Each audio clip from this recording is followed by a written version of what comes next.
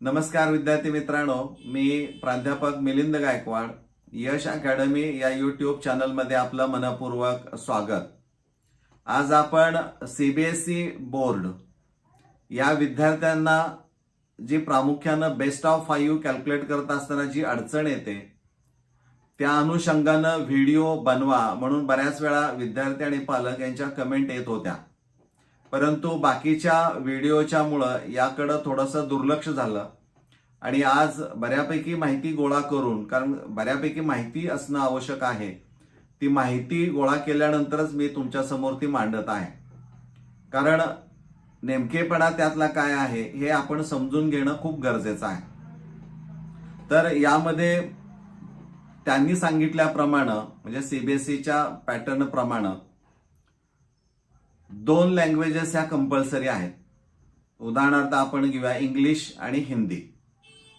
तिसरा विषय असणार आहे मॅथ्स, त्यानंतर चौथा सायन्स आणि 5वा असणार आहे सोशल सायन्स.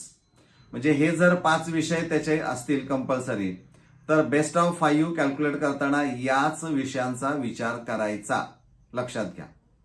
आणि त्यांनी असं म्हटलंय की 6th सब्जेक्ट जो असणार आहे तो मराठी असेल किंवा मराठी ऐवजी इन्फॉर्मेशन टेक्नॉलॉजी असणारा आहे. म्हणजे मराठीला पर्याय कोणता असणार आहे? इन्फॉर्मेशन टेक्नॉलॉजी असणार आहे. तो जो सब्जेक्ट असेल तो ऍडिशनल सब्जेक्ट असणारा आहे, हे आपण इथं लक्षात घ्यायचं आहे. आणि आणखीन एक बंधनकारक त्यांनी सांगितलं की हे जे काही 2 लँग्वेजेस विद्यार्थ्यांनी घेतलेले आहेत त्या कंपल्सरी मधल्या, त्या दोन्ही लँग्वेजेस पास होणं हे बंधनकारक असणार आहे. समजा मॅथ्स, सायन्स आणि सोशल सायन्स या 3 विषयापैकी एखादा विषय विद्यार्थी फेल झाला असेल, एखाद्या विषयापैकी 3 पैकी एका विषयामध्ये जर विद्यार्थी फेल झाला असेल, तर त्या विषयाला ऍडिशनल जो सब्जेक्ट घेतलेला आहे तो रिप्लेस केला जाऊ शकतो.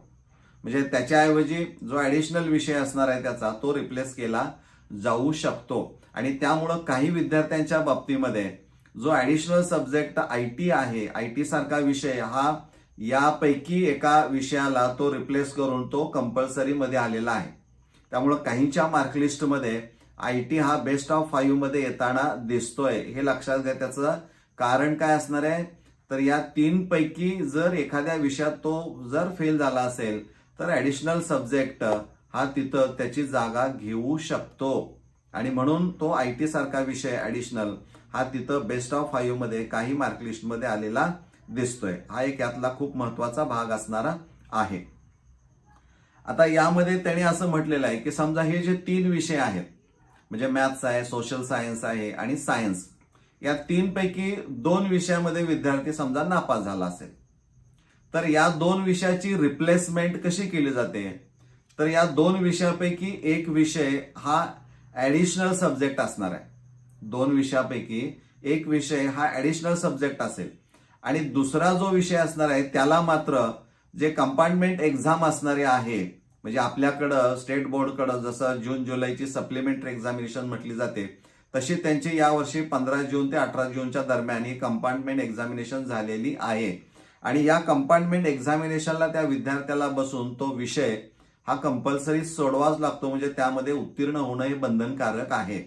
समजा तो उत्तीर्ण नाही झाला तर मग मात्र त्याला पुढे जी येणारी परीक्षा असणारी आहे, जसं आपल्याकडं फेब्रुवारी मार्च मध्ये जे एक्झामिनेशन येते तसं त्यांच्या परीक्षेला, अॅन्युअल एक्झामिनेशनला तिथं बसावं लागतं आणि तिथं पास होणं मात्र बंधनकारक असणार आहे. म्हणजे साधारणपणे या पद्धतीनं तो पॅटर्न असणार आहे. म्हणजे काही ठिकाणी जो चर्चेला विषय येतो की आयटी सारखा विषय हा आम्ही कॅल्क्युलेशन मध्ये ग्राह्य धरत नाही, आमच्याकडे तो विचार केला नाही, पण तो तिथं विचार करताना सीबीएसई कसा करते हे आपण समजून घेणं गरजेचं आहे. कारण बऱ्याच ठिकाणी असं आढळलेलं आहे की आयटी हा विषय तो गृहीत धरला जात नाही म्हणून त्याचं बेस्ट ऑफ 5 मध्ये कॅल्क्युलेशन नाही आणि मग विद्यार्थ्यांचे प्रवेश हे नाकारण्यामध्ये आलेले आहे. जर मार्कलिस्टमध्ये पहिल्या 5 मध्ये तो असेल तर तो तुम्हाला विचारात घ्यावा लागेल. हा त्याचा सरळ सरळ अर्थ असणारा आहे. त्यामुळे इथून पुढे या विद्यार्थ्यांचं नुकसान होऊ नये यासाठी त्या प्रवेश जे काही देणारे लोक आहेत, प्रत्यक्ष कागदपत्रांची पडताळणी करून तर त्यांनी ही गोष्ट जाणीवपूर्वक लक्षात घेणं गरजेचं असणार आहे. लक्षात घ्या. मला वाटतं ही माहिती जे सीबीएसईचे विद्यार्थी असणारे आहेत त्यांच्यासाठी खूप महत्वाची असणारी आहे आणि ही आपण इतरांच्या पर्यंतही पोहोचवण्याचा प्रयत्न करा. कारण बऱ्याच ठिकाणी यावर इश्यू निर्माण झालेला आहे असं दिसतंय. कारण स्कूल लेवलला फारसं कुणी सांगायला तयार नाहीये आणि त्यामुळे विद्यार्थी पालक यांची अडचण होताना दिसते आणि त्यामुळे आज विचार केला की नाही, या विषयावर आज भाष्य केलं पाहिजे आणि म्हणून हा व्हिडिओ या सीबीएसई च्या अनुषंगाने जे काही प्रश्न उपस्थित होत आहेत बेस्ट ऑफ 5 साठी त्यासाठी खास हा व्हिडिओ आहे. मित्रांनो, हा व्हिडिओ तुमच्या मित्रांच्या पर्यंत पोहोचवण्याचा प्रयत्न म्हणजे जास्तीत जास्त शेअर तो करण्याचा प्रयत्न आपण करावा. धन्यवाद.